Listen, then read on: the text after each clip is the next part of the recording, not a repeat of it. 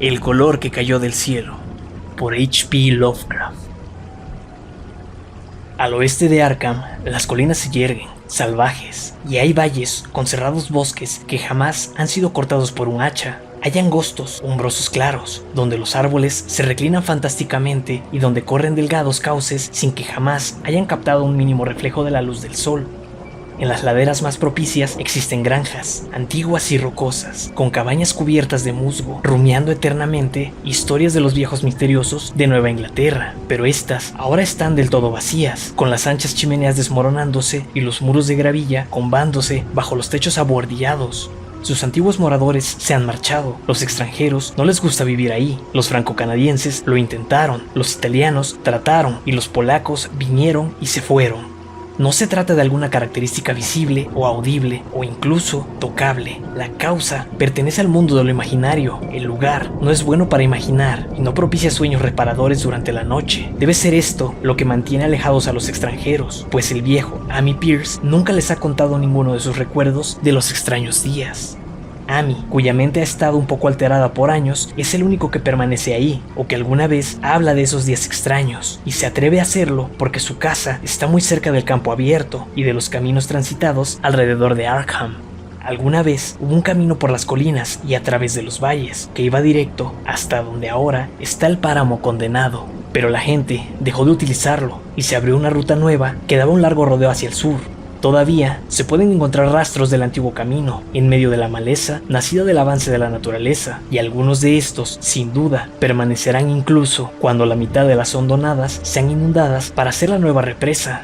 Luego, los oscuros bosques serán talados y el páramo condenado quedará inactivo, muy profundo, bajo las aguas azules cuya superficie reflejará el cielo y ondeará bajo el sol. Y los secretos de los días extraños serán uno con los secretos de las profundidades, uno con la oculta sabiduría del viejo océano y con todo el misterio de la tierra primigenia.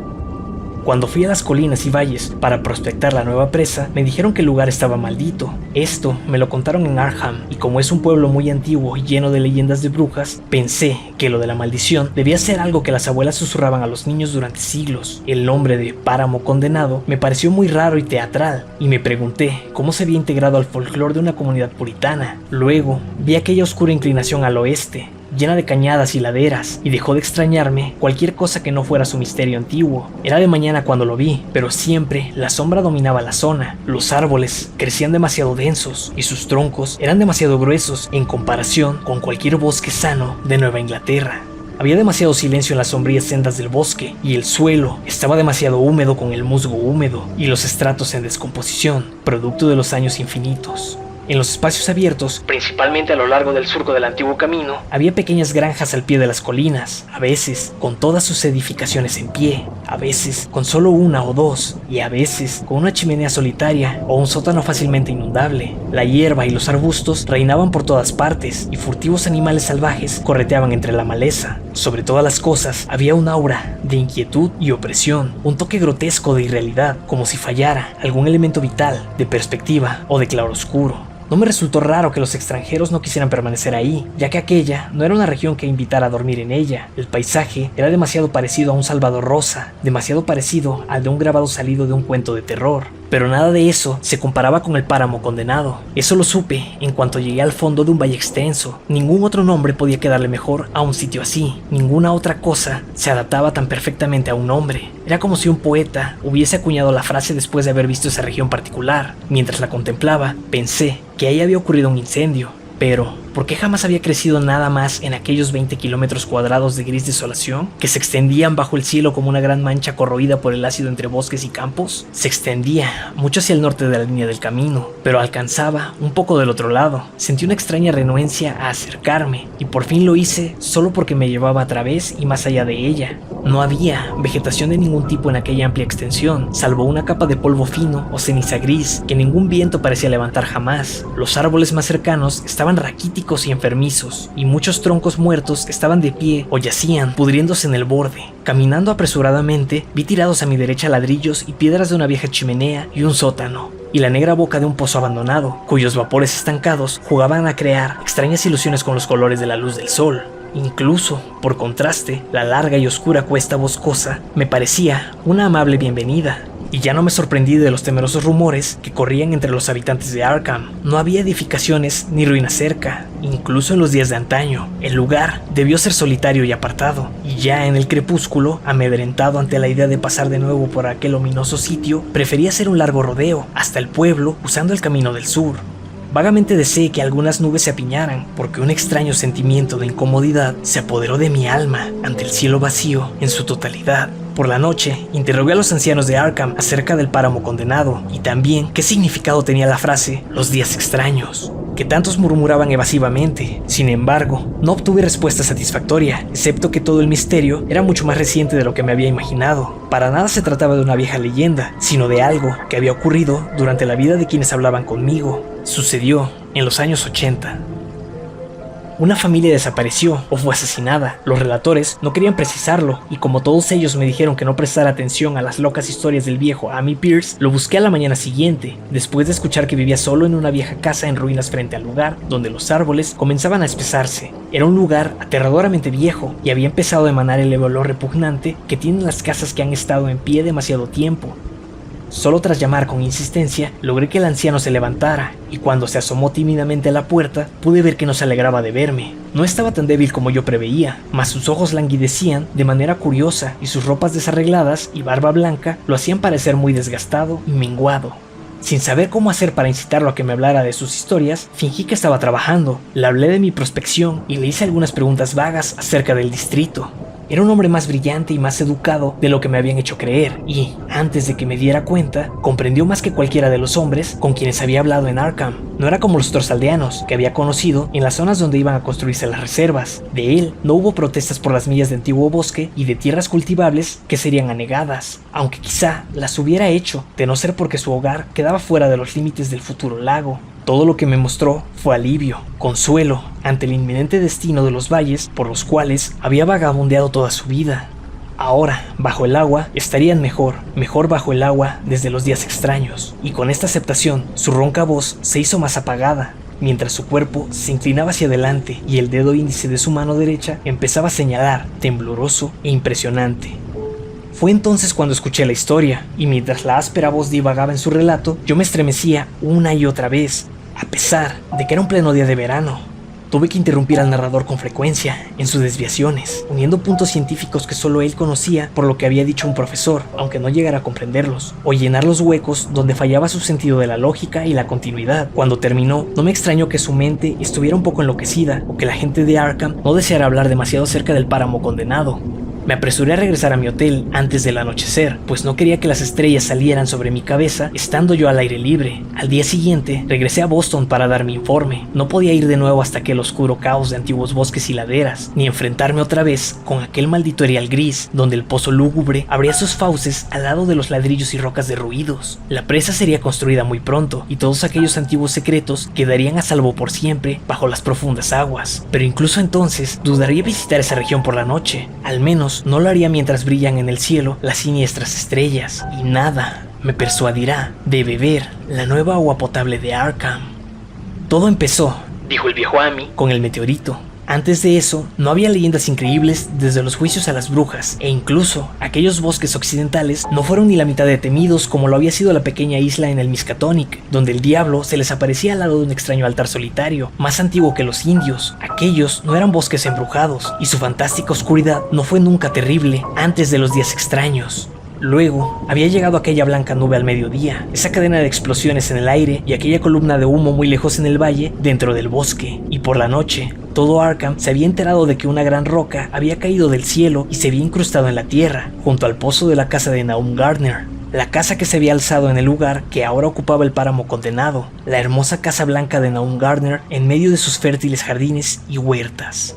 Nahum había ido al pueblo para contarle a la gente acerca de la roca y visitó la casa de Amy Pierce cuando iba camino al pueblo. Amy tenía 40 años en aquel entonces y todos los extraños acontecimientos quedaron bien grabados en su mente. Amy y su esposa habían regresado con 3 profesores de la Universidad de Miskatonic, quienes se apresuraron a salir a la mañana siguiente para ver al extraño visitante que procedía del desconocido espacio estelar, y se preguntaron por qué Nahum había dicho el día anterior que era muy grande. Nahum, señalando tanto la parduzca mole de tierra que se alzaba del suelo como el pasto calcinado junto al antiguo pozo en su patio delantero, afirmó que el objeto se había encogido, Pero los sabios replicaron que las piedras no se encogen, su calor aún persistía, y Nahum declaró que había brillado débilmente toda la noche. Los profesores golpearon la roca con un martillo de geólogo y descubrieron que era extrañamente blanda. En realidad, era tan blanda que casi era plástica, y arranquearon, más bien cincelearon, una muestra para llevársela a la universidad a fin de estudiarla. Se la llevaron en una vieja cubeta que tomaron prestada de la cocina de Nahum, ya que incluso ese pequeño fragmento no perdía calor. En su viaje de regreso, se detuvieron a descansar en la casa de Amy y se mostraron muy pensativos cuando la señora Pierce les hizo notar que el fragmento estaba haciéndose más pequeño y estaba quemando el fondo de la cubeta. En efecto, la muestra no era muy grande y quizá habían extraído menos de lo que habían supuesto. Al día siguiente, todo esto ocurría en el mes de junio de 1882, los profesores se presentaron de nuevo, muy emocionados. Al pasar por la casa de Amy, le contaron que la muestra había reaccionado de modo muy raro y que había desaparecido por completo cuando lo introdujeron en un matraz. El recipiente mismo había desaparecido y los profesores hablaron de la extraña afinidad de la piedra con el silicón. Había reaccionado de un modo increíble en aquel laboratorio perfectamente ordenado. No había sufrido ninguna modificación ni expelido ningún gas al ser calentada al carbón, mostrándose completamente negativa al tratarla con bórax y revelándose absolutamente no volátil a cualquier temperatura, incluyendo la del soplete de oxidrógeno. En el yunque pareció ser muy maleable y en la oscuridad su luminosidad era muy notoria. Ante esa obstinada negación a enfriarse, toda la universidad se contagió pronto de una gran excitación, y cuando se le calentó en el espectroscopio mostró unas brillantes bandas distintas a las de cualquier color conocido del espectro normal. Se habló de elementos nuevos, de propiedades ópticas extravagantes y todas esas cosas que los hombres de ciencia intrigados suelen decir cuando se enfrentan con lo desconocido. Caliente como estaba, le hicieron pruebas en un crisol con todos los reactivos conocidos. El agua no le hizo nada. Lo mismo pasó con el ácido clorhídrico, el ácido nítrico e incluso el agua regia se limitaron a silbar y salpicar sobre su irrebatible invulnerabilidad. Amy tuvo dificultad para recordar todas estas cosas, pero reconoció algunos solventes a medida que se los mencioné en el orden acostumbrado de empleo: amoníaco y sosa cáustica, alcohol y éter, el nauseabundo misulfuto de carbono y una docena más. Pero, aunque el peso iba disminuyendo con el tiempo y el fragmento parecía enfriarse ligeramente, los solventes no mostraron cambio alguno que demostrara que habían atacado a la sustancia. Pero, más allá de toda duda, se trataba de un metal. Para empezar, era magnético y, después de su inmersión en los solventes ácidos, según los datos de Widmanstatten, parecían existir mínimas trazas de la presencia de hierro meteórico. Cuando el enfriamiento ya era considerable, las pruebas se hicieron en un recipiente de cristal, y fue en el matraz donde dejaron todos los fragmentos extraídos de la muestra original durante las pruebas. A la mañana siguiente, tanto los fragmentos como el recipiente habían desaparecido sin dejar rastro, y solo se halló una huella calcinada que marcaba el lugar en el estante de madera donde habían estado. Todo esto fue lo que los profesores le contaron a Amy mientras descansaban en su pórtico, y una vez más se fue con ellos para ver el rocoso mensajero de las estrellas, aunque esta vez su esposa no lo acompañó. Comprobaron que la piedra ahora se había encogido innegablemente, y ni los serios profesores pudieron dudar de lo que estaban viendo. Alrededor de la masa parduzca que se encogía cerca del pozo, solo había un espacio vacío, excepto el lugar donde la tierra se había levantado. Y si bien su diámetro era de 2 metros y 10 centímetros el día anterior, ahora apenas medía 1,5 metros. Estaba aún caliente, y los sabios estudiaron su superficie con curiosidad, al tiempo que usaban martillo y cincel para obtener otro fragmento más grande. Esta vez perforaron más profundo, y mientras analizaban la masa reducida, vieron que el núcleo del objeto no era homogéneo del todo. Dejaron al descubrimiento lo que parecía ser el costado de un glóbulo incrustado en la sustancia. El color, parecido al de las bandas del extraño espectro del meteoro, era casi imposible de describir, y fue solo por analogía que lo llamaron color. Su textura era lustrosa, y al tocarla, parecía tener una condición quebradiza y hueca. Uno de los profesores golpeó ligeramente el glóbulo con un martillo, y estalló con un leve chasquido. Nada salió de ahí, y todo rastro del glóbulo se desvaneció tras la punción, dejando un espacio esférico de, quizá, 8 centímetros de diámetro, y todos pensaron que probablemente se encontrarían otros a medida que la sustancia envolvente fuera desapareciendo. La conjetura resultó vana, así que, luego de un intento inútil por encontrar glóbulos adicionales usando un taladro, los investigadores se fueron de nuevo con su muestra, la cual, sin embargo, resultó ser tan desconcertadamente en el laboratorio como su predecesora. Además de ser casi plástica, de tener calor, magnetismo y mínima luminosidad, de enfriarse ligeramente en ácidos potentes, tenía un espectro desconocido, se reducía a temperatura ambiente y atacaba los compuestos de silicón con el resultado de mutua destrucción.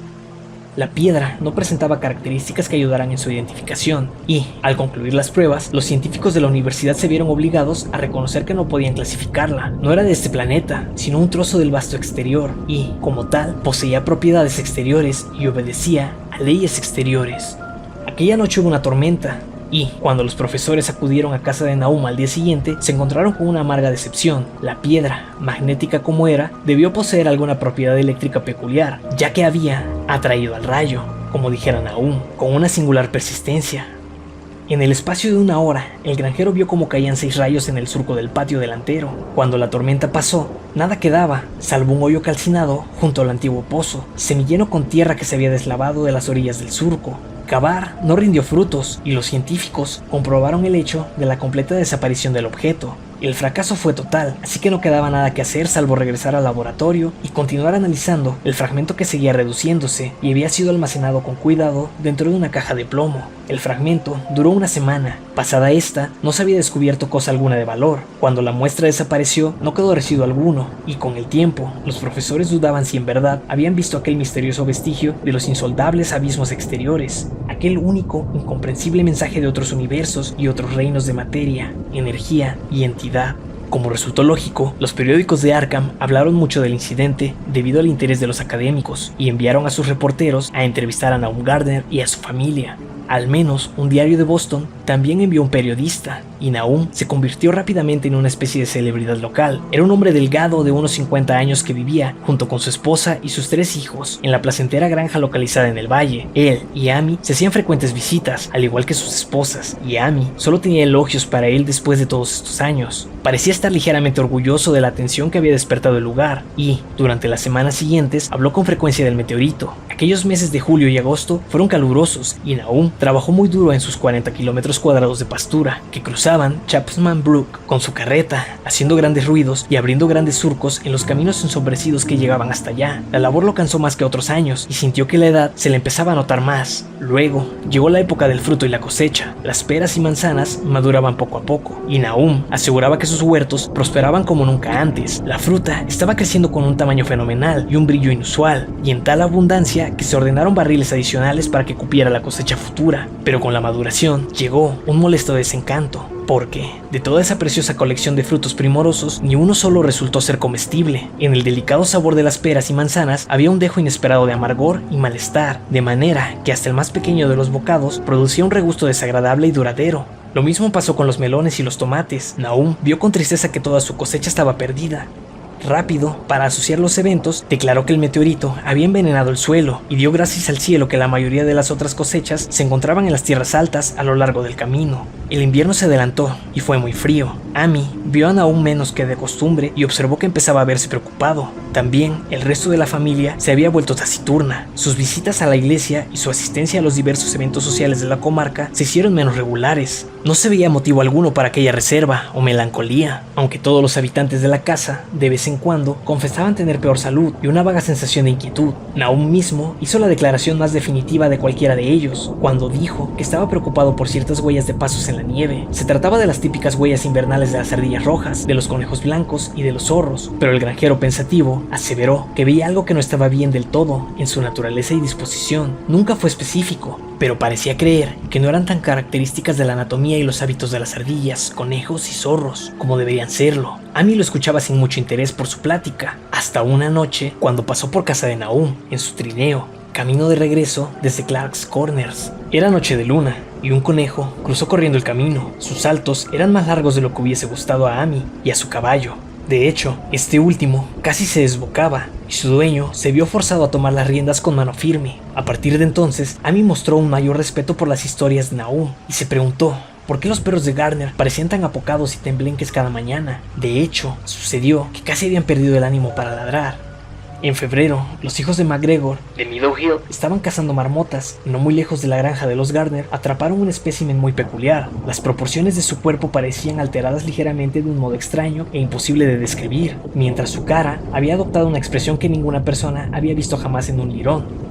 Los chicos estaban espantados de verdad y de inmediato tiraron aquella cosa, así que lo único que llegó al resto de los habitantes del condado fueron sus relatos grotescos, pero la alteración de los caballos cada vez que pasaban cerca de la casa de Nahum ya se había convertido en nota de dominio popular y, rápidamente, se convirtieron en la fuente de un ciclo de leyendas que comenzaba a tomar forma de boca en boca. La gente juraba que la nieve se derretía más pronto cerca de la granja de Nahum que en cualquier otra parte, y, a principios de marzo, hubo una azorada discusión en la tienda general de Potter, que estaba en Clark's Corners. Stephen Rice había pasado en carreta por la casa de los Gardner en la mañana y notó que las flores llamadas coles de mofeta crecían en el lodo del bosque que estaba al borde del camino. Aquellas hierbas nunca habían alcanzado un tamaño como ese y tenían extraños colores que no podían describirse con palabras. Sus formas eran monstruosas y el caballo resopló por un olor que a Stephen le pareció completamente desconocido. Esa tarde, varias personas fueron en sus carretas para ver aquel crecimiento anormal. Todas estuvieron de acuerdo en que las plantas de este tipo nunca debían germinar en un mundo sano.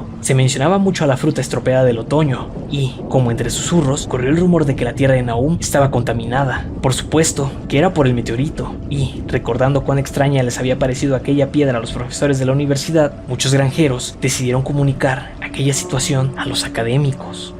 Un día, estos fueron a visitar a Nahum. No siendo muy afectos a las historias absurdas y el folclore, se mostraron muy conservadores con respecto de sus deducciones. Ciertamente, las plantas eran extrañas, pero todas las coles de mofeta son más o menos raras en forma, color y tamaño. Quizás algún elemento mineral de la piedra se había transmitido al suelo, pero muy pronto sería arrastrado por las lluvias. En lo que tocaba a las huellas y los caballos asustados, por supuesto que se trataba solo de chismes rurales, a los que un fenómeno como el del aerolito inevitablemente daba cuerda. En realidad, los hombres instruidos no daban el menor valor a esas habladurías, pues los pueblerinos supersticiosos siempre dirán y creerán cualquier cosa. De esa manera, los profesores se mantuvieron disgustados y ajenos a los sucesos acaecidos durante los días extraños. Solo uno de ellos, cuando se le dieron 2 frascos con polvo para su análisis durante un trabajo policial que se realizó año y medio después, recordó que el extraño color de aquellas coles de mofeta era muy similar a uno en el espectro de luz anómalo que mostrara el fragmento del meteoro en el espectógrafo de la universidad, y a ese otro del frágil glóbulo que se halló incrustado en la piedra venida desde la inmensidad. Las muestras de este caso de análisis arrojaron al principio las mismas bandas extrañas, aunque luego perdieron esa propiedad. Los árboles cerca de la casa de Nahum florecieron prematuramente y por las noches se mecían de manera siniestra con el viento. El segundo hijo de Nahum, Thaddeus, un chico de 15 años, juró que también se mecían cuando no hacía viento, pero ni siquiera los más chismosos dieron crédito de aquello. Sin embargo, era cierto que había inquietud entre la gente. Toda la familia Gardner desarrolló el hábito de escuchar escondidas, aunque no los sonidos que ellos pudieran nombrar conscientemente. De hecho, los que escuchaban eran más bien producto de cuando parecía que la conciencia estaba medio ausente. Por mala suerte, tales momentos aumentaron semana tras semana, hasta que se hizo comentario común que algo andaba mal con toda la familia de Nahum.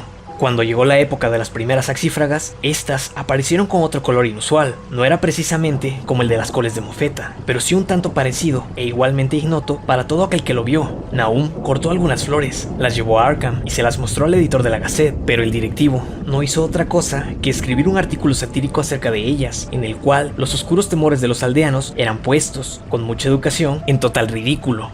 Fue un error de Nahum contarle a un citarino impasible acerca de la forma en que las enormes polillas, más crecidas de lo que era normal incluso para las más grandes entre ellas, se comportaban en relación con las axífragas. Abril trajo consigo cierta locura a la gente del campo y comenzaron a evitar el camino más allá de la casa de Nahum, y esto llevó a que por fin lo abandonaran. Era la vegetación. Todos los árboles de las huertas retoñaban con colores extraños, y en el suelo pedregoso del patio y la pastura adyacente crecieron hierbas rarísimas que solo un botánico podría relacionar con la flora típica de la región. Ningún color sano, saludable, podía verse en la vida vegetal de no ser por el pasto verde y algunas hojas. En todos lados estaban, sin embargo, aquellas variantes salvajes y prismáticas de un tono primario, del todo enfermizo y que no tenía lugar entre los conocidos en esta tierra. Las discentras se convirtieron en algo que encerraba una amenaza siniestra, y las sanguinarias crecieron sin control en sus perversiones cromáticas. Amy y los Gardner pensaron que la mayoría de los colores tenían una familiaridad espeluznante, y coincidieron en que les recordaban al del frágil glóbulo en el interior del meteoro. Nahum Aroy sembró su campo, de 40 kilómetros cuadrados, y elote de las tierras altas, pero no hizo nada con las tierras que circundaban su casa. Él sabía que no tenía sentido hacerlo, y esperaba que los extraños brotes de ese verano arrastraran consigo toda la toxicidad del suelo. Ahora, él estaba preparado para casi cualquier cosa, y se había acostumbrado a esa sensación de tener cerca algo que quería ser escuchado. El que los vecinos evitaran su casa lo afectó, por supuesto, pero afligió mucho más a su esposa. Los chicos estaban un poco mejor porque iban a la escuela todos los días, aunque no podían evitar estar asustados por tantos rumores. Thaddeus, un jovencito particularmente sensible, era quien sufría más por ello. En mayo llegaron los insectos. y la granja de Nahum se convirtió en una pesadilla de zumbidos y patas que trepaban o se escabullían. La mayoría de las criaturas no parecían tener sus aspectos o movimientos usuales, y sus hábitos nocturnos contradecían toda experiencia anterior con su especie. Los Gardner comenzaron a vigilar por las noches, observaban en todas direcciones al azar, buscando algo. Ninguno sabía explicar qué. Fue entonces cuando aceptaron que Thaddeus había tenido razón acerca de los árboles. La señora Gardner fue la siguiente que lo notó desde la ventana, mientras observaba las ramas abultadas de un arce, recortadas contra el cielo nocturno iluminado por la luna. El ramaje se había movido, sin duda alguna, y no había viento que lo provocara. Debía ser por la savia. La rareza había invadido todo lo que crecía en el lugar, mas no fue un miembro de la familia de Nahum quien hizo el siguiente descubrimiento. La familiaridad había provocado que dejaran de prestar atención, y lo que ellos no podían notar lo vio un tímido vendedor de molinos de viento que venía de Boston, quien pasó en su carreta una noche, ignorante de las leyendas del condado. Lo que dijo en Arkham apareció en un breve párrafo de la Gazette, y fue entonces cuando todos los granjeros, Nahum incluido, lo vieron por primera vez. La noche había sido oscura, y eran poco potentes los quinqués de la carreta, pero alrededor de una granja en el valle, que, por el relato, todos supieron que se trataba de la propiedad de Nahum, la oscuridad había sido menos cerrada. Una sutil, aunque notoria luminosidad parecía emanar de la vegetación, pasto, hojas y flotes por igual, mientras que en ese preciso momento, una pieza aparte, sí, una pieza de la fosforescencia, pareció moverse furtivamente por el patio cerca del granero. Hasta entonces, el pasto había permanecido intacto y las vacas pastaban en libertad en el lote cerca de la casa, pero hacia finales de mayo, la leche comenzó a estar mala. Entonces, Nahum hizo trasladar a las vacas a los terrenos de la parte alta. El problema desapareció después de aplicar tal medida.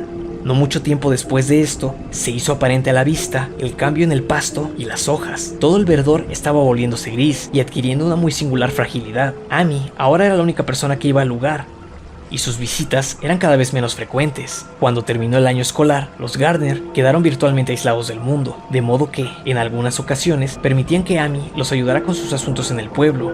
Ya no despertaba curiosidad en su decaimiento, tanto físico como mental, de modo que a nadie sorprendió cuando, por todas partes, corrió la noticia de que la señora Gardner había enloquecido. Sucedió en junio, cerca del aniversario de la caída del meteoro. La pobre mujer gritaba cosas acerca de seres indescriptibles que flotaban en el aire. En su discurso delirante, no había un solo sustantivo específico, sino únicamente verbos y pronombres. Cosas se movían y mutaban y revoloteaban, y los oídos hormigueaban por impulsos que no podían llamarse siquiera sonidos. Se habían llevado algo. A ella la estaban drenando de alguna cosa. Algo que no debía de existir se estaba aferrando a ella. Alguien tenía que mantener eso alejado de ella. Nada estaba completamente inmóvil por las noches. Las paredes y las ventanas cambiaban. Nahum no la envió al asilo del condado, sino que la dejaba deambular por la casa, pues no parecía ser un peligro para ella misma ni para los demás. Incluso, cuando cambió su expresión, él no hizo nada. No obstante, cuando los chicos comenzaron a tenerle miedo y Thaddeus casi se desmayó por la manera en que ella le hacía muecas, el granjero decidió mantenerla bajo llave en el ático. Por julio, ella ya no decía palabra y en lugar de caminar, gateaba. Antes de que pasara otro mes, Nahum tuvo la loca impresión de que ella brillaba ligeramente en la oscuridad, igual que, ahora lo veía claramente, toda la vegetación cercana. Fue poco antes de esto que sus caballos huyeron en estampida. Algo los había asustado durante la noche y sus relinchos y patadas en el establo fueron horribles. No hubo nada en absoluto que los calmara. Cuando Nahum abrió la puerta del establo, todos salieron al galope y tan asustados como si fueran ciervos del bosque. Tardaron una semana en rastrear a los cuatro y, cuando los encontraron, todos eran inútiles e inmanejables. Algo los había desquiciado, alguna cosa se había roto en su cerebro y a todos se les dio un tiro en la cabeza por su propio bien. Nahum pidió prestado a Amy un caballo de sus establos, pero descubrió que el animal rehusaba acercarse al granero, y no solo eso, rehuía y relinchaba. Y, al final, no pudo hacer otra cosa que llevarlo al patio, mientras los hombres usaban su propia fuerza para acercar lo más posible la pesada carreta al pajar y así cargarla sin tantas dificultades. Mientras tanto, la vegetación seguía tornándose gris y quebradiza. Incluso las flores, cuyos colores habían sido tan extraños, ahora estaban grises y el fruto brotaba igualmente gris, muy pequeño y sin sabor alguno. Las margaritas y las varas de San José floreaban grises y distorsionadas, y las rosas y las ciñas y las malvarrosas en el jardín del frente eran de una imagen tan blasfema que el hijo mayor de Nahum, Cenas, las cortó. Los insectos, extrañamente crecidos, murieron en aquellos días. Hasta las abejas abandonaron sus panales y se fueron al bosque. Llegado septiembre, toda la vegetación se convirtió de la noche a la mañana en un polvo grisáceo. Nahum temía que los árboles murieran antes de que el veneno fuera arrastrado por las lluvias o los brotes. Su esposa ahora sufría ataques y emitía gritos aterradores. Sus hijos y él estaban en un estado constante de tensión nerviosa. Ahora eran ellos quienes evitaban a la gente, y cuando reinició el periodo escolar, los chicos ya no regresaron. Pero fue Amy, en una de sus raras visitas, quien primero se dio cuenta de que el pozo de agua ya no era potable. Tenía un sabor horrendo, que no era ni exactamente fétido, ni precisamente salado, y Amy le recomendó a su amigo que abriera otro pozo en tierra más alta, para usar ese hasta que la tierra estuviese limpia otra vez. No obstante, Nahum ignoró la advertencia porque, para ese entonces, él ya se había vuelto indolente ante las cosas raras y desagradables. Él y los chicos continuaban usando la reserva contaminada, tomándola de la misma manera tan distraída y mecánica con la que comían sus escasas y mal preparadas comidas, y con la que hacían sus monótonas e ingratas labores durante días carentes de sentido. Había algo de resignación estólida en todos ellos, como si caminaran en medio de otro mundo, entre hileras de guardianes innombrables, directo a un funesto destino cierto y conocido. Tadeusz se volvió loco en septiembre, luego de visitar el pozo. Había ido con una cubeta y regresó con las manos vacías, dando alaridos y agitando los brazos y, a veces, cayendo en episodios de inanias risitas nerviosas o de murmuraciones acerca de los colores que se remueven allá abajo. Dos locos en una familia ya era bastante malo, pero Nahum lo enfrentó con valentía. Dejó que el niño correteara por ahí durante una semana, hasta que comenzó a tropezarse y a herirse a sí mismo. A continuación, también a él lo encerró en la habitación del ático, al otro lado de la de su madre. La manera en que se gritaban entre ellos, a través de las puertas cerradas con llave, era por demás terrible, especialmente para el pequeño Mervyn, que imaginaba que se estaban comunicando a través de un lenguaje horrendo que no era de este mundo. Mervyn se estaba poniendo aterradoramente imaginativo, y su inquietud se hizo peor a raíz del encierro de su hermano, quien había sido su compañero de juegos más cercano. Casi al mismo tiempo, comenzaron a morir las cabezas de ganado. Las gallinas se volvieron grises y murieron muy pronto. Su carne parecía seca y nociva a la hora de cortarla. Los cerdos crecieron inusitadamente obesos y, de repente, comenzaron a sufrir cambios asquerosos que nadie podía explicar. Por supuesto, su carne estaba inservible y Nahum ya no sabía qué hacer. Ningún veterinario rural deseaba aproximarse a su granja, y el que atendía en la ciudad de Arkham estaba completamente confundido. Los cerdos comenzaron a ponerse grises y quebradizos y a caerse a pedazos antes de morir, y sus ojos y hocicos desarrollaron alteraciones singulares. Era del todo inexplicable, porque jamás se les había dado de comer con la vegetación contaminada. Entonces, algo afectó también a las vacas. Ciertas áreas, o en ocasiones el cuerpo entero, estaban increíblemente demacradas o comprimidas, y ver colapsos o desintegraciones atroces se hizo muy común. En las últimas etapas, y la muerte siempre era el resultado, se presentaba la coloración gris y el aumento de la fragilidad quebradiza que afectó a la manada de cerdos. No podía dudarse de la existencia de un veneno, porque todos los casos ocurrieron en un granero cerrado y sin alterar. Ninguna mordida de animales que merodearan por la zona podía haber transmitido un virus, porque ¿qué bestia terrestre puede abrirse paso a través de los obstáculos sólidos? Solo podía tratarse de una enfermedad natural, pero ¿qué enfermedad era capaz de causar resultados como aquellos? Eso estaba más allá de lo que cualquier mente pudiera imaginar. Cuando llegó la cosecha, no había un solo animal vivo en el lugar, porque el ganado y las aves estaban muertas y los perros habían huido. Estos perros, 3 en total, habían desaparecido una noche y nunca más se supo de ellos. Los 5 gatos se habían ido algún tiempo antes, pero apenas se notó su ausencia, ya que ahora no parecía que hubiese ratones, y solo la señora Gardner gustaba de tener como mascotas a los gráciles felinos. El 19 de octubre, Nahum entró tambaleándose a casa de Amy, con unas noticias espantosas. El pobre Tadeusz había muerto en su habitación del ático, y había ocurrido de una manera inenarrable. Nahum había excavado una tumba en el espacio delimitado por una verja detrás de la granja y puso ahí aquello que encontró. No podía hacer nada del exterior, porque la pequeña ventana con barrotes y la puerta cerrada con candado estaban intactas, pero era muy parecido a lo hallado en el granero. Amy y su esposa consolaron al afligido hombre lo mejor que les fue posible, pero al mismo tiempo temblaban. Un terror absoluto parecía estar ligado a los Gardner y todo lo que tocaban, y la mera presencia de uno en la casa era como recibir la exhalación de algo llegado de regiones sin nombre, algo innombrable en sí mismo.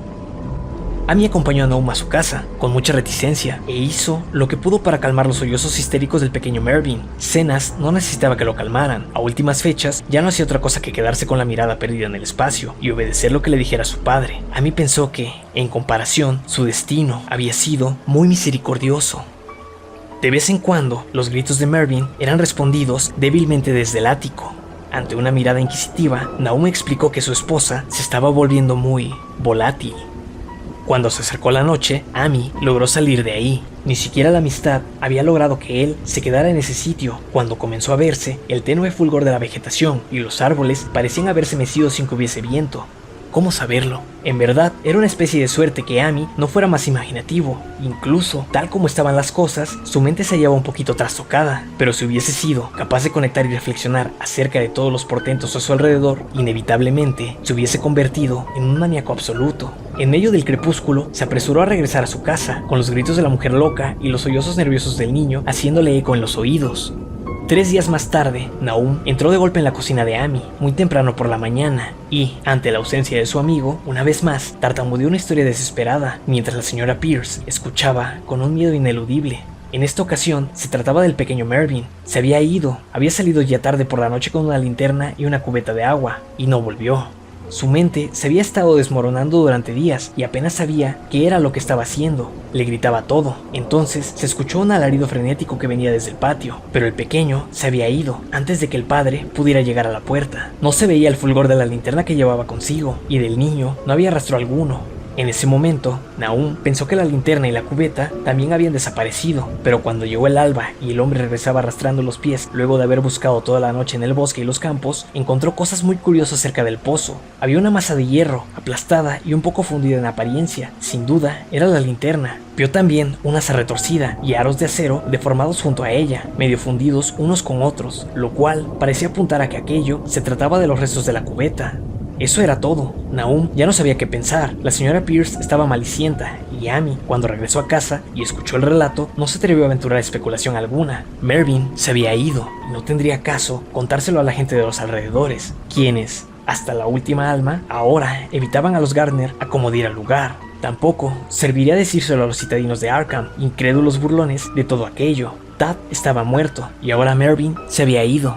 Algo estaba merodeando, acechando y esperando ser visto y escuchado. Nahum también desaparecería pronto y quería que Amy cuidara de su esposa y decenas, si es que ellos le sobrevivían. Seguro todo aquello era una condena de algún tipo, aunque él no podía imaginarse por qué, pues siempre había sido un hombre justo y que seguía las enseñanzas del Señor hasta donde él sabía. Durante más de 2 semanas, Amy no supo de Nahum, y entonces, preocupado por lo que pudiera haberle sucedido, superó sus miedos y fue a visitar la granja de los Gardner. No había humo saliendo de la gran chimenea y, por un momento, el visitante temió lo peor. El aspecto de toda la granja era impactante. Pastos marchitos y hojas secas en el piso, todo grisáceo, enredaderas cayendo en quebradizas porciones desde las viejas paredes y techos, y enormes árboles sin hojas que se estiraban y rasguñaban el cielo gris de noviembre con una estudiada malevolencia, misma que Amy relacionó como producto de algún cambio sutil en la inclinación de las ramas. Pero a pesar del mal presagio, Nahum estaba vivo, yacía débil, sentado en un sillón de la cocina de techo bajo, pero perfectamente consciente y capaz de dar órdenes sencillas a cenas. La habitación estaba helada, como mausoleo, y como Amy tiritaba visiblemente, el anfitrión le gritó con voz ronca a Cenas para que trajera más leña. De hecho, leña era lo que desesperadamente se necesitaba en ese sitio, pues la cavernosa chimenea estaba apagada y vacía, con una nube de hollín agitada por el viento frígido que entraba por el tiro de la chimenea. Nahum le preguntó si la leña adicional lo había puesto más cómodo, y entonces Amy vio lo que había sucedido. La hebra más resistente por fin se había reventado, y la mente del indefenso granjero estaba sellada contra más sufrimientos. Preguntándole con tacto, Amy no pudo obtener datos claros, ni mucho menos acerca de la ausencia de Cenas. En el pozo, vive en el pozo. Era lo único que el perturbado padre atinaba a decir. Entonces, por la mente del visitante, cruzó un recuerdo fugaz acerca de la esposa desquiciada y cambió la naturaleza de sus preguntas. «¿Navi? Vamos, si aquí está». Fue la sorpresiva respuesta del pobre Nahum, y, muy pronto, Amy vio que tendría que buscarla él mismo. Dejando al inofensivo balbuceante en el sillón, tomó las llaves del clavo donde colgaban y subió por las escaleras rechinantes hasta el ático. El lugar allá arriba estaba muy cerrado y hediondo, y no se escuchaba sonido alguno, desde ninguna dirección. De las 4 puertas a la vista, solo una estaba cerrada con pestillo, y en esta probó con varias llaves de la anilla que había tomado. La tercera llave resultó ser la correcta, y, luego de algo de forcejeo, Amy abrió por completo la pequeña puerta blanca. Estaba muy oscuro adentro, porque la ventana era pequeña y medio tapada por los toscos barrotes de madera. Amy no vio cosa alguna en el piso de amplios tablones. El hedor iba más allá de lo soportable, y, antes de entrar, tuvo que ir a otra habitación para regresar con los pulmones llenos de aire respirable. Al traspasar finalmente la puerta, vio algo oscuro en la esquina y, cuando al fin lo observó con más claridad, gritó. Al mismo tiempo, creyó percibir que una nube eclipsaba la ventana por un instante, y un segundo después sintió que lo rozaba una desagradable corriente de vapor. Colores extraños bailoteaban frente a sus ojos, y de no ser porque el terror del momento lo dejó insensible, hubiera pensado en el glóbulo del meteorito que el martillo del geólogo hizo estallar, y también en la mórbida vegetación que había brotado durante la primavera. En ese instante, lo único en lo que podía pensar era en la monstruosidad blasfema frente a la que se encontraba. Estaba claro que había compartido la suerte indecible del pequeño Thaddeus y del ganado. Lo más espantoso, si algo podía serlo más a esas alturas, era que el ser continuaba moviéndose muy lenta, pero perceptiblemente, mientras continuaba desmoronándose. Amy no me dio más detalles acerca de esta escena, pero su relato no volvió a tocar la figura en movimiento en aquella esquina. Existen cosas que no se pueden mencionar, y lo que se hace por absoluta humanidad a veces es juzgado cruelmente por la ley. Yo supongo que no quedó alguna cosa que se moviera en el cuarto del ático, y que dejar ahí algo capaz de moverse habría sido un acto tan monstruoso como condenar a cualquier ser sensible a un tormento eterno. Cualquiera, salvo un granjero estoico, se hubiera desmayado o habría perdido la razón. No obstante, Amy atravesó el portal con conciencia plena y encerró aquel secreto maldito tras de sí. Ahora tendría que lidiar con Nahum. Tenía que alimentarlo y atenderlo, y llevarlo a algún lugar donde pudieran cuidar de él. Cuando comenzaba a bajar por la oscuridad de las escaleras, Amy escuchó un golpe debajo de él. Incluso creyó que se trataba de un grito repentino acallado, y, lleno de nerviosismo, recordó el vapor viscoso que pasó rozándolo en aquel espantoso cuarto de arriba.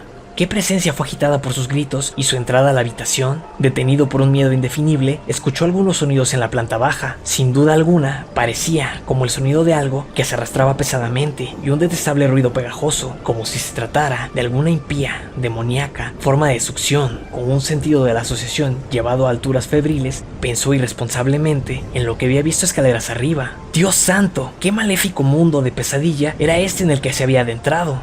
No se atrevía a moverse, ni hacia adelante ni hacia atrás. Permaneció de pie, temblando, en la curva oscura del cubo de la escalera. Cada minucia de la escena se le quedó marcada con fuego en la memoria. Los sonidos, la sensación pavorosa de expectación, la lobreguez, lo inclinado de los estrechos peldaños. Dios misericordioso, la tenue pero inconfundible luminosidad de toda la madera que tenía a la vista. Escalones, muros, listones expuestos y vigas por igual. Entonces, desde el exterior, llegó un frenético relincho del caballo de Amy, seguido inmediatamente por un estrépito que indicaba una huida enloquecida. En un santiamés, caballo y carreta estaban más lejos de lo que alcanzaba el oído, dejando al aterrado hombre en las lóbregas escaleras, sin saber exactamente qué fue lo que había ahuyentado al animal. Pero eso no era todo. Hubo otro sonido allá afuera, una especie de salpicadura. Agua. Debió ser el pozo. Él había dejado a Hero sin atar cerca de ahí. De seguro la carreta había golpeado y tirado una piedra hacia el interior del pozo, y la pálida fosforescencia brillaba en la detestable y antigua madera. Dios, qué vieja era aquella casa, construida en su mayoría antes de 1670, y el techo aburdillado no antes de 1730. Unos ligeros arañazos sonaban claramente en el piso, escaleras abajo, y Amy empuñó con más fuerza el pesado palo que había recogido en el ático para cumplir con cierto propósito. Controlándose poco a poco, terminó su descenso y caminó con decisión hacia la cocina, mas no contempló su recorrido porque lo que iba buscando ya no estaba ahí. Había venido a su encuentro y aún seguía vivo, de algún modo. Si se había arrastrado o si lo había acarreado alguna fuerza externa, Amy no podía decirlo, pero la muerte estaba detrás de esos sucesos. Todo había ocurrido durante la última media hora, pero el colapso, la coloración gris y la desintegración ya estaban muy avanzadas. Había una horrenda fragilidad quebradiza y fragmentos secos se estaban descamando y cayendo al suelo. Amy no podía tocarla, pero miró horrorizado la distorsionada parodia de lo que antes fuera un rostro. ¿Qué era, Nahum? ¿Qué es lo que era?, le susurró, y los labios partidos y abultados fueron capaces de emitir una última, entrecortada respuesta. Nada, el color quema. Frío y húmedo, pero quema. Vivía en el pozo. Yo lo vi, una especie de humo, justo como el de las flores de la primavera pasada. El pozo brillaba por la noche. Tad y Mervyn y Cenas, todo lo que estuviese vivo, succionándole la vida a todas las cosas. En esa roca, debió venir en esa roca. Infectó todo el lugar. No sé qué es lo que quiere, esa cosa redonda que los hombres de la universidad extrajeron de la piedra. La rompieron, tenía la misma coloración, justo la misma, como la de las flores y las plantas. Debió haber más de ellas, semillas, esporas, crecieron. Lo vi por primera vez esta semana. Debió afectar mucho a Cenas. Él era un jovencito lleno de vida. te derrota la mente y entonces se apodera de ti, te consume, te calcina. En el agua del pozo, tenía razón en eso, agua mala. Zenas nunca regresó del pozo, no te puedes alejar, te atrae, sabe que algo se aproxima, pero es inútil. Lo he visto una y otra vez desde que se llevó a Zenas. ¿Dónde fue Navi? A mí, mi seso no sirve. No sé cuándo le llevé de comer. La atrapará si no somos cuidadosos. Solo un color. Su cara empieza a tener ese color algunas veces cuando viene la noche. Y te quema y succiona. Vino de un lugar donde las cosas no son como aquí. Uno de los profesores dijo, tení razón, ten cuidado, Amy. Aún hará algo más, succiona la vida. Eso fue todo. Sus balbuceos no pudieron continuar porque quedó completamente colapsado. Amy puso un mantel de cuadros rojos sobre lo que quedaba y salió a toda prisa por la puerta trasera hacia los campos. Subió la cuesta a la pastura de 40 kilómetros cuadrados y se fue dando traspiés por el camino del norte y a través del bosque. No pudo pasar por aquel pozo del que había escapado su caballo. Lo había visto desde la ventana y había visto que ninguna piedra se había desprendido de su borde. Entonces, la carreta en su arranque precipitado no tiró cosa alguna. El chapuzón había sido otra cuestión, algo que se lanzó al interior del pozo después de lo que le había hecho al pobre Nahum. Cuando Amy llegó a su casa, el caballo y la carreta ya estaban ahí desde mucho antes, lo cual había causado gran ansiedad en su esposa. Tranquilizándola sin explicaciones, una vez más se fue rumbo a Arkham y notificó a las autoridades que la familia Gardner había muerto.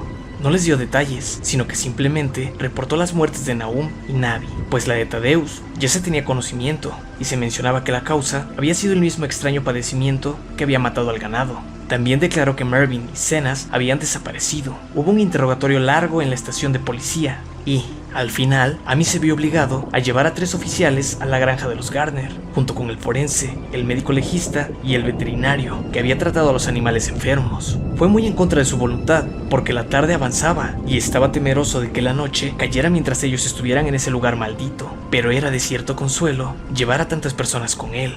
Los 6 hombres iban en una diligencia siguiendo la carreta de Amy y llegaron a la granja apestada alrededor de las 4 de la tarde. Acostumbrados como estaban los oficiales a experiencias atroces, ninguno de ellos permaneció, no obstante, impávido ante lo que encontraron en el ático y bajo el mantel a cuadros que estaba en el piso principal. El aspecto completo de la granja, con su gris desolación, ya era lo suficientemente terrible, pero aquellos 2 objetos que se desmoronaban iban más allá de toda descripción. Nadie podía verlos por mucho tiempo. Incluso el experto médico admitió que había muy poco que examinar. Por supuesto que se podrían analizar muestras, así que se ocupó de obtener algunas, lo cual provocó un capítulo final, del todo incomprensible, acaecido en el laboratorio de la universidad, donde finalmente fueron llevados los 2 frascos con polvo. Sometidas ambas muestras al espectroscopio, se obtuvo un espectro desconocido, en el cual muchas bandas desconcertantes eran exactamente como aquellas que se obtuvieron del meteoro del año anterior. La propiedad que las hacía emitir este espectro se desvaneció pasado un mes, con el polvo constituido principalmente de fosfatos y carbonatos alcalinos. Amy no quería decir a los hombres nada acerca del pozo, pues pensaba que, de hacerlo, ellos tomarían medidas al respecto justo en ese momento, cuando ya estaba poniéndose el sol y él ansiaba irse cuanto antes. Pero no pudo evitar lanzar nerviosas miradas al pedregoso pie del gran pozo, y, cuando un detective le preguntó, él admitió que Nahum estaba aterrorizado por algo que estaba ahí abajo, tanto que ni siquiera se le había ocurrido buscar a sus hijos Mervyn o Zenas dentro de él. Luego de aquello, no quedaba otra cosa que hacer, salvo vaciar y explorar el pozo inmediatamente. Así que Amy tuvo que esperar temblando, mientras cubeta tras cubeta de agua rancia eran sacadas y derramadas en el suelo, cada vez más empapado alrededor del pozo. Los hombres olfateaban con disgusto aquel fluido, y para acabar, tenían que contener la respiración y taparse la nariz por el hedor que estaban dejando al descubierto. No fue una faena tan prolongada como habían temido por fuera, puesto que el agua era de un nivel extraordinariamente bajo. No hay necesidad de hablar con exactitud de lo que encontraron. Mervyn y Zenas, los 2 estaban ahí, en parte, aunque los vestigios eran casi esqueléticos. También hallaron un pequeño venado y un perro grande, más o menos en el mismo estado, y una gran cantidad de huesos de animales pequeños. El fango y mucosidades en el fondo parecían ser inexplicablemente porosos y burbujeantes. Y un hombre que descendió por las asas que estaban a lo largo del cuello del pozo y llevaba una vara larga, descubrió que podía hundir el bastón hasta casi cualquier profundidad en aquel lodazal sin encontrar fondo sólido. El crepúsculo había llegado y trajeron linternas de la casa. Entonces, cuando se vio que no se descubriría nada más en el pozo, todos entraron a la casa y hablaron en la vetusta sala de estar, mientras la luz intermitente de la espectral media luna iluminaba muy poco la gris desolación del exterior. Los hombres estaban francamente anonadados por todo el asunto y no articulaban elemento convincente alguno para vincular las extrañas condiciones vegetales, la aflicción desconocida de ganado y humanos y las inexplicables muertes de Mervyn y Cenas en el pozo contaminado. Habían escuchado las habladurías de la gente común del condado, cierto, pero no les era posible creer que algo ajeno a las leyes naturales hubiese ocurrido. Sin duda, el meteoro había contaminado el suelo, pero la enfermedad de personas y animales que no habían comido nada que creciera en esa parte, eso era otra cosa. ¿Fue el agua del pozo? Muy posiblemente. Sería bueno analizarla. Pero, ¿qué peculiar locura habría hecho que ambos chicos saltaran al interior del pozo? Sus actos eran tan similares y los fragmentos mostraban que ambos habían padecido aquella quebradiza muerte gris. ¿Por qué todo se ponía tan gris y quebradizo? Fue el forense, sentado cerca de la ventana que daba al patio, quien primero notó aquel brillo alrededor del pozo. La noche ya había caído y todos los horrorosos alrededores parecían brillar tenuemente. Y no solo por los intermitentes y débiles rayos de la luna. Sin embargo, ahora este nuevo brillo era algo definido y distintivo, y parecía emanar del oscuro pozo como el rayo suavizado de un reflector, creando débiles reflejos en los pequeños charcos donde se había acumulado el agua extraída de ahí. Tenía un color muy extraño, y una vez que todos los hombres se habían amontonado frente a la ventana, Amy dio un salto súbito. Este extraño haz ultraterreno a él no le resultaba desconocido. Lo había visto antes y temía pensar en lo que pudiera significar. Lo había notado en el pernicioso glóbulo de aquel aerolito de 2 veranos atrás. Lo había observado en la desquiciada vegetación de la primavera y creía haberlo visto durante un segundo aquella misma mañana en la pequeña ventana con barrotes de aquel terrible cuarto en el ático, donde habían sucedido cosas imposibles de narrar. Refugió ahí por un segundo, y una viscosa y repugnante corriente de vapor había pasado rozándolo, y entonces al pobre de Nahum lo atrapó algo de ese color. Por fin lo dijo, aseveró que era como el glóbulo y las plantas. Luego de eso se produjo la huida de su caballo en el patio y el chapoteo en el pozo. Y ahora, el agujero estaba expulsando hacia la noche un haz pálido e insidioso de aquel mismo tono demoníaco. Hay que darle crédito a la agudeza de mente de Amy, el que haya podido comprender todo esto, aun cuando se encontraba, en aquel momento, presa de grave tensión y que se discutía todo en términos esencialmente científicos. No podía sino maravillarse de su observación de la similitud entre el vapor que viera durante el día, recortado contra una ventana por donde se veía el cielo matutino, y la de la exhalación nocturna que se advertía como una niebla fosforescente contra el paisaje oscuro y escabroso. No estaba bien, iba en contra de la naturaleza, y pensó en aquellas terribles últimas palabras de su afligido amigo. Vino de un lugar donde cosas no son como aquí. Uno de los profesores dijo... Los 3 caballos, atados afuera a un par de árboles jóvenes que se estaban marchitando a la orilla del camino, ahora estaban relinchando y pataleando frenéticamente. El conductor de la carreta caminó hacia la puerta para ver qué pasaba, pero Amy puso una mano temblorosa en su hombro. «No vaya usted para allá», le murmuró. «Hay mucho más en esto de lo que sabemos. Nahum dijo que algo habitaba el pozo y que succionaba la vida. Agregó que debía tratarse de algo surgido de una bola parecida a la que todos vimos cuando cayó la roca meteórica que llegó hace un año, en junio. Succiona y quema», dijo él. «Solo es una nube de color como aquella de la luz que está allá afuera en este momento, que usted apenas puede ver e ignora lo que es». Nahum creía que aquello se alimentaba de cualquier cosa viva y se hacía más fuerte cada vez. Con todo lo que había visto la semana anterior, debe ser algo de muy lejos en el cielo, como dijeron el año pasado los hombres de la universidad. ¿Qué era ese meteoro? La forma en que está hecho y la manera en que funciona no es como lo que pasa en este mundo de Dios, es algo de más allá, del espacio sideral. Los hombres hicieron una pausa, indecisos, mientras la luz del pozo aumentaba su brillo y los caballos hinchados pateaban y relinchaban con creciente frenesí. En verdad que fue un momento pavoroso, aterrorizados dentro de esa antigua y maldita casa, con 4 fragmentos monstruosos de lo que fuera una familia, 2 sacados de la casa y 2 del pozo, en el cobertizo de la parte trasera, y un haz de una desconocida y malsana iridescencia emanando de las profundidades viscosas al frente. Amy había detenido al cochero por impulso, olvidando cuál ileso había quedado él mismo luego del repugnante roce del color vaporoso en la habitación del ático. pero quizá fue mucho mejor que actuara como lo hizo. Nadie sabrá jamás qué era lo que estaba ahí afuera esa noche. Y aún cuando la blasfemia ultraterrena, hasta ahora, no había dañado a ningún humano de mente cabal, no hay manera de decir qué no hubiese hecho en ese último momento, y con su aparente fuerza aumentada, y las señales especiales de su intención, que pronto habría de mostrar bajo el cielo seminublado y apenas iluminado por la luna. De golpe, uno de los detectives apostados en la ventana dejó escapar un jadeo corto y agudo. Los otros lo miraron y rápidamente siguieron su mirada hacia el punto donde se había quedado fija. No había necesidad de proferir palabra alguna. Lo que se había discutido entre chismorreos de gente de campo ya no sería objeto de más especulaciones. Cada uno de los hombres de ese grupo, posteriormente y entre murmullos, coincidió al describir lo que había visto, aquello de lo que ya no se habla jamás en Arkham acerca de los días extraños. Es necesario apuntar que, en aquella hora de la noche, no había viento. Algo se levantó un poco más tarde, pero en ese instante no soplaba viento alguno. Incluso las puntas secas del seto de mostaza, grises y enfermas, y el alero del techo de la diligencia permanecieron sin moverse. No obstante, en medio de la tensa calma impía, las ramas más altas, sin hojas, de todos los árboles en el patio, se estaban moviendo. Estas se estaban agitando mórbida y espasmódicamente, estirándose en una locura convulsa y epiléptica para alcanzar las nubes iluminadas por la luna, arañando impotentes el aire nocivo, como si las agitara una línea incorpórea y unida en una cadena con horrores subterráneos que se retorcían y pugnaban por emerger debajo de las negras raíces.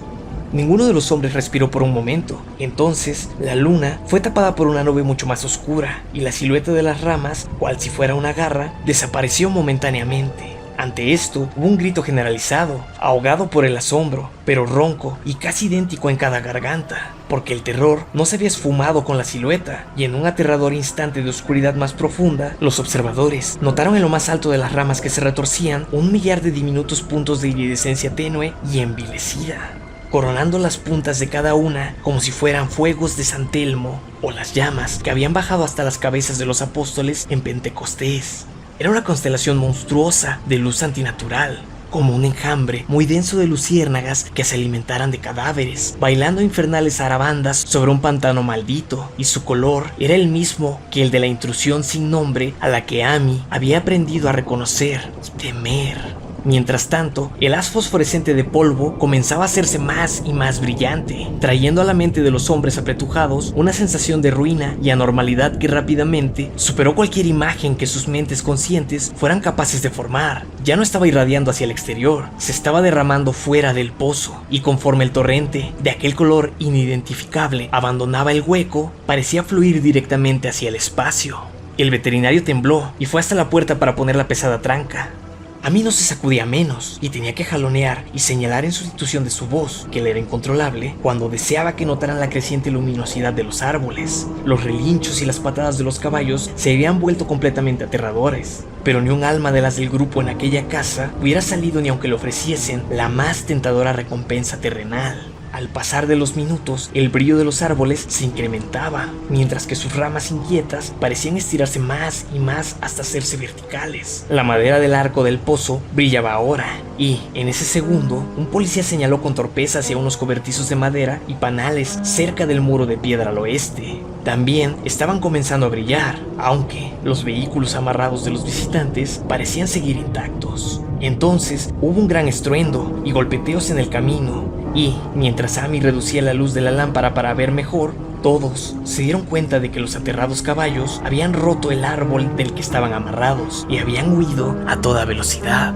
La impresión sirvió para destrabar varias lenguas y se intercambiaron murmullos avergonzados. «Se extiende a todo lo orgánico que ha estado aquí», farfulló el médico legista. Ninguno respondió, pero el hombre que había bajado al pozo aventuró que quizás su vara había perturbado alguna cosa intangible. «Era horrendo», añadió.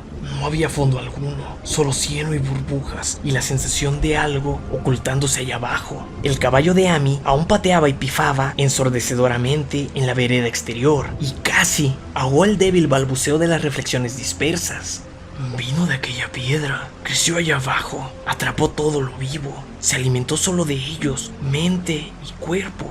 Tad y Mervyn, Cenas y Navi, Nahum fue el último. Todos ellos bebieron el agua, se fortaleció con ellos, surgió del espacio, vino desde donde las cosas no son como son aquí. ahora se está yendo a su hogar. En ese punto, dado que la columna de color desconocido repentinamente brillaba con más intensidad y empezaba a entretejerse en pesadillescas formas apenas sugeridas, cada observador se figuró cosas distintas, y del pobre Hero, aún amarrado, salió un sonido que ningún hombre había oído hasta ese entonces, ni oirá después, salir de un caballo.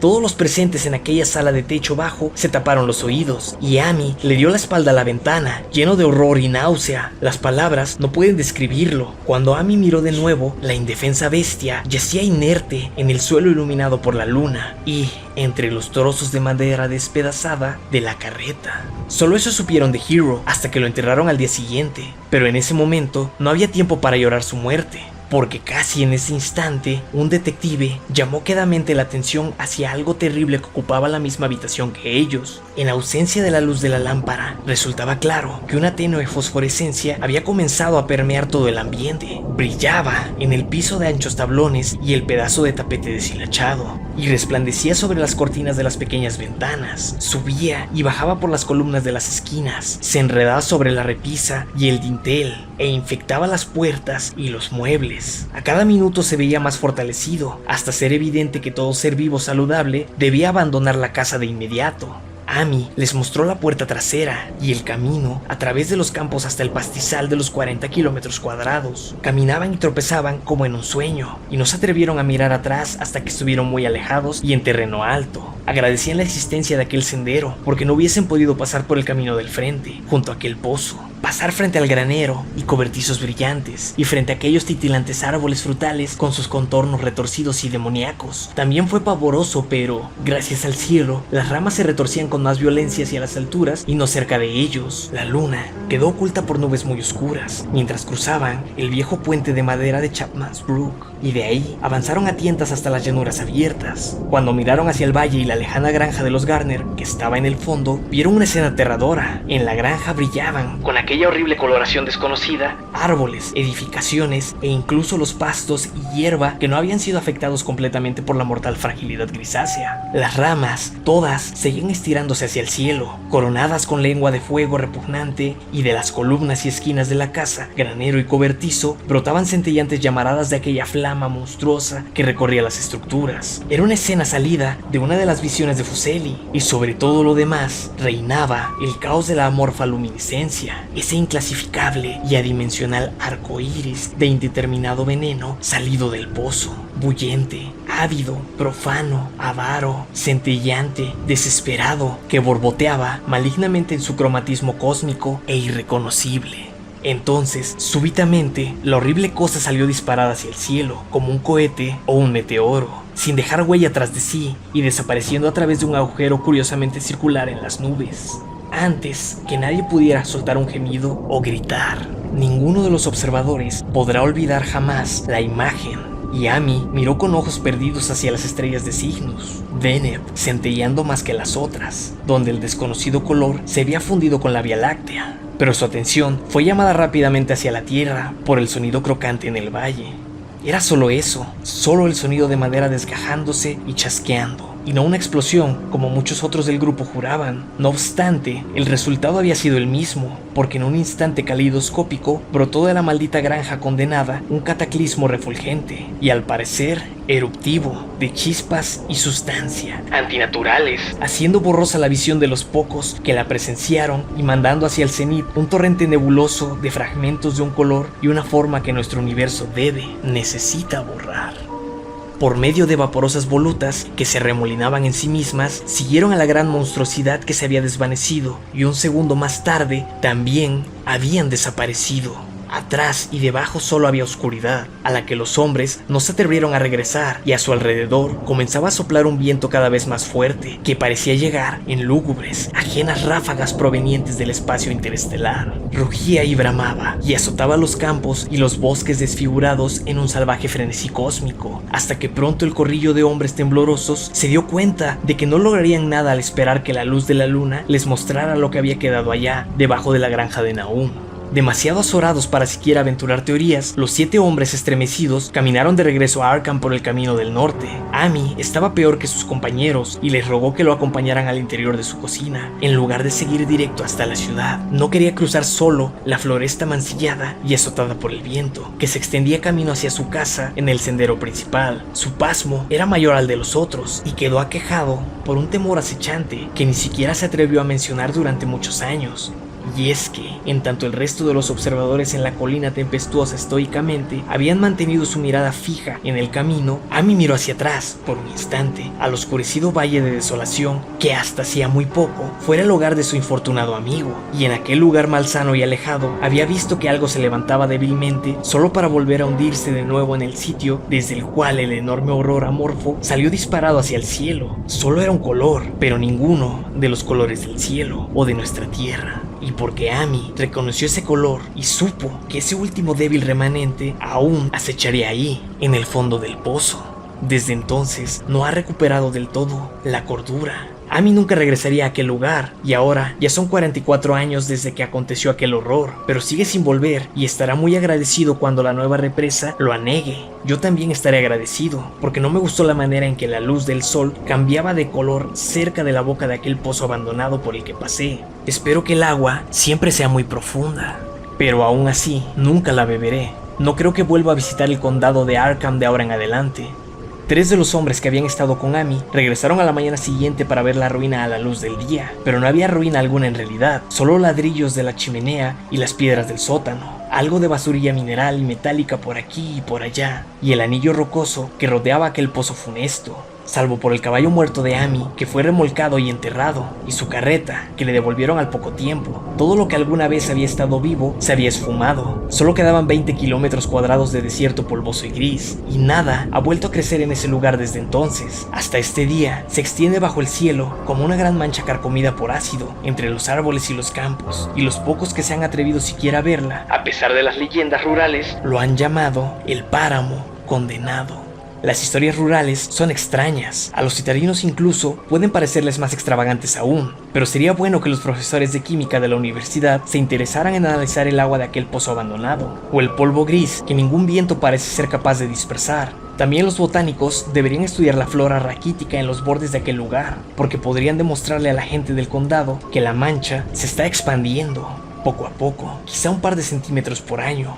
La gente dice que el color de la hierba circunvecina no es del todo sano durante la primavera y que los animales salvajes dejan extrañas huellas sobre la suave nieve durante el invierno. La nieve nunca se ve tan gruesa en el páramo maldito como en cualquier otra parte. Los caballos, los pocos que quedan en esta época de vehículos motorizados, se ponen inquietos en el valle silencioso, y los cazadores no pueden contar con que sus perros se acerquen mucho a la capa de polvo grisáceo. También dicen que aquello influye negativamente en el carácter. Muchas personas se volvieron raras en los años siguientes a la muerte de Nahum, y siempre carecían de la voluntad de mantenerse alejados de ese sitio. Entonces, todas las personas resolutas dejaron la región, y solo los extranjeros trataron de vivir en las ruinosas granjas.